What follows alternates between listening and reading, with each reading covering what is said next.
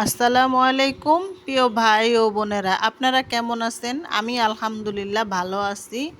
তো দেখুন, দুটো নদীর পাঙ্গাস নিয়ে চলে আসলাম আপনাদের মাঝে, একবারে জ্যান্ত। বেলা বাজে 12টা, আমার রান্না বাড়া প্রায় কমপ্লিট। আপনাদের ভাইয়া নদীর পাড়ে গেছে। আমাদের বাড়ি থেকে নদীর পাড় বেশি দূরে না, কাছেই। তো গিয়ে দেখছে দুইটা জ্যান্ত মাছ নদী থেকে উঠাইছে। তো মাছ দুটোকে ও কিনে নিয়ে চলে আসলো। এখন আমার দেখুন, আমার কাজ কাম সব কমপ্লিট। আমি এখন গুছাইয়া, রান্নাঘর গুছাইয়া আমি চলে যাব গোসল করতে। এখনও মাছ দুটো আমার নিয়ে আসলো। এখন কি করব? এখন তো মাছ আমার কাটাই লাগবে, কিছু করার তো আর নাই। খেতে হলে তো কাটতেই হবে না?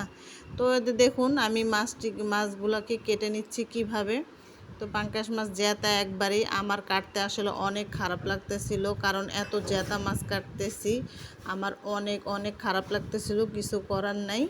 তো আমি মাছ দুটোকে কেটে নিলাম, সুন্দর করে কেটে কুটে আমি ধুয়ে ফ্রিজে উঠাবো। তো এখানে কাটাগুলো অনেক শক্ত ছিল, আমি কাটতে পারতেছিলাম না, অনেক কষ্ট হয়েছে আমার মাছটা কাটতে গিয়ে। তো এদিকে মাছটা সুন্দর করে কেটে তারপরে আমি একটু ডুমুর পাতা দিয়ে এটাকে একটু ডলে নিব।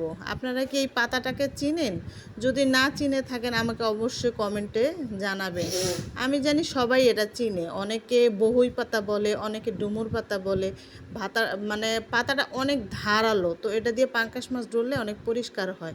আর যেহেতু এটা নদীর পাঙ্গাস, এত আসলে ডলার কোনো কিছু ছিল না, তারপর আমার কাছে মনে হলো যে একটু ডলা দিয়ে নেই, তো মাছের পিছলা যে একটা ভাব থাকে ওটা চলে যাবে এই জন্য।